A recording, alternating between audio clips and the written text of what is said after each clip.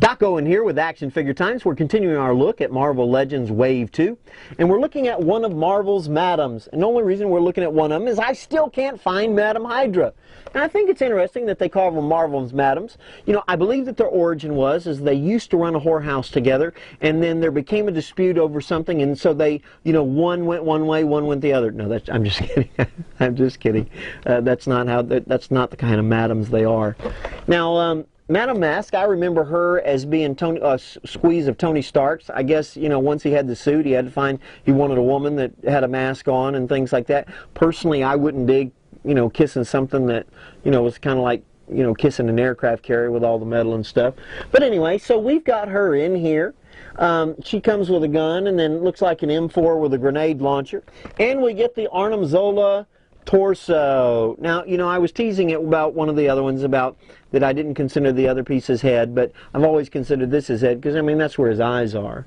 The back has both madams. That's about as close as I'll be able to get to Madam Hydra because I still can't find her. And again, on the packaging, there is nothing that says that this is Madam Masque. Nothing. Nothing at all. Anyway, let's pop her open and take a look. So here we are. We're going to look at one of Marvel's Madams again, and this one's going to be Madam Masque. This one, the end of the bio, this is 6 of 6. This is the last figure we need to put Arnim together.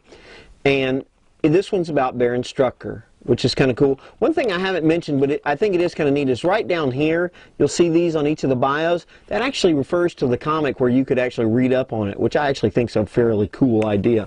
Speaking of Mr. Zola, this is his torso. We'll finally be able to start putting pieces together, and I'll show you him when we actually do the review on him. So we have Madam Masque here, and you know, she actually looks pretty cool. I think they did a good job with her. I like the paint. I like the paint application, the way that they've made it kind of shadowed and things like that. I really think that's a very, very cool look. I think it's a decent sculpt. What do you think? And hands are cool. Now she does come with an M4, right, with a grenade launcher right there. Kind of, I guess that's supposed to be white, but to me it looks more like desert camo.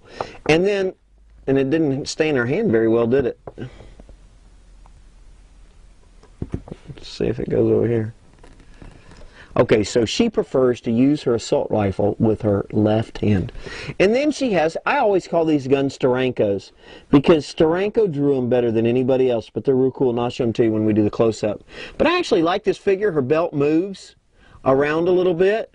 The holster actually will fit the pistol, so that's cool. I mean, such as it does right there, right? That's kind of neat. But anyway, this is actually, I mean, I think it's a well-done figure. I mean, it's also a pretty simplistic figure. It's not like they had to do a lot, you know. But I think they did very, very good with their paint applications and things like that. It's a nice detailed belt. But I'll let you see when we look at it up close. I did want to show you this before we really start looking at her. She is actually able to hold this M4 together. I think that's actually very, very cool that she's actually able to do that. Speaking of M4s, that's kind of what this one looks like. Got the grenade launcher, some sort of scope. Anyway, as we begin to examine her, she looks pretty plain Jane as far as the face goes. I guess you've got a metal mask, but I always remember her having a bit more facial expression. One of the key things in this line that I've liked is the head articulation, but she has none. You can kind of see the zipper down her uniform right there. That's some nice detailing. The paint job on this, I think, is exceptional. I think they really did a good job. The belt looks good. The Steranko, cool looking gun right there. Fits real nicely into the holster. It has a tendency to slip around too far behind her hip for her really to draw on it real well. She's got a good grip.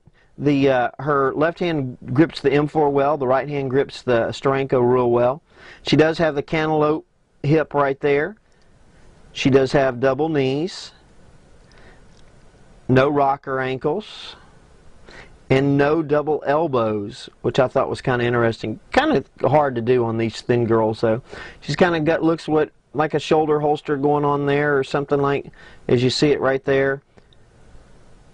But excellent paint application. Now, she is the last figure you need in the wave to build Zola. And so next broadcast we're going to be looking at Zola and the Freedom Force Spider-Man, which is very, very cool. If you're looking for these figures, sorry about that, guys. If you're looking for these figures, EnchantedToyChest.com is the place to look. If you want to see some detailed pictures, some things really up close with these figures, you can come to aftimes.com. Not only that, that's where we have our comparison shots to show you what they look like together. This is Doc Owen with AF Times. We'll see you at the next broadcast.